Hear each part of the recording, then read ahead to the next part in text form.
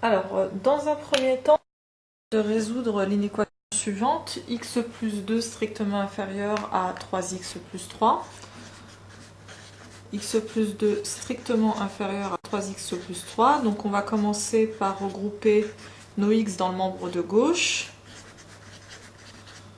et les constantes dans le membre de droite. Donc dans le membre de gauche, il va nous rester moins 2x et 1 dans le membre de droite. Donc je vais diviser mes deux membres par moins 2. Je n'oublie donc pas de changer le sens de mon inégalité. Il va me rester x à gauche et moins 1,5 à droite. Et donc l'ensemble des solutions de cette inéquation est l'intervalle moins 1,5 ouvert plus l'infini. On me demande de déterminer le sens de variation de la suite un, où un est défini par n plus 1 divisé par 3 puissance n. Alors, déjà, ce que je peux remarquer, c'est que pour tout n appartenant à n, on a un qui est strictement positif. Par ailleurs, je vois que un est défini comme un produit, le produit de n plus 1 par 1 sur 3 puissance n.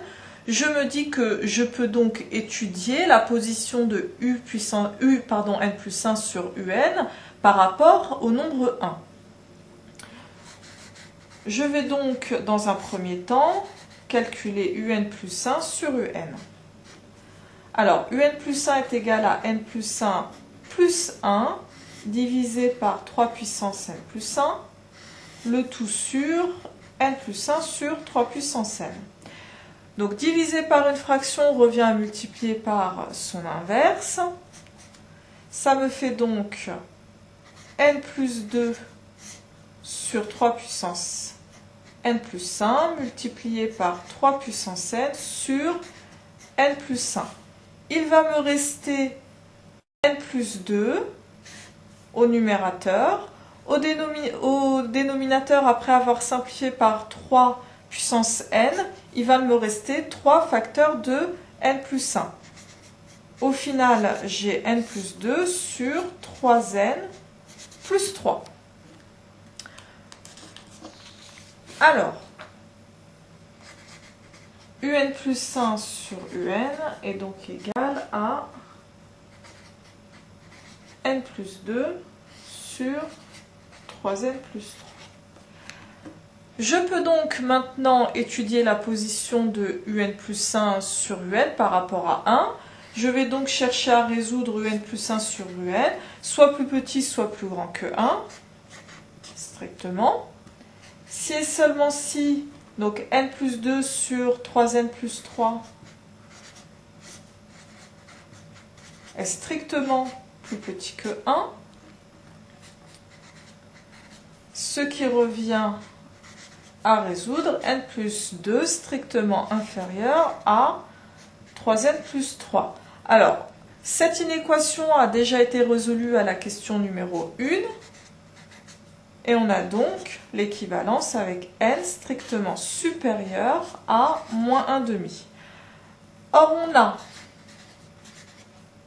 n qui est un entier naturel, ce qui veut dire que n est supérieur ou égal à 0, ce qui est bien strictement supérieur à moins 1,5. On peut donc en déduire qu'on a obligatoirement un plus 1 sur un qui est strictement inférieur à 1. Et ainsi, un plus 1 est strictement inférieur à un. On en déduit, on en conclut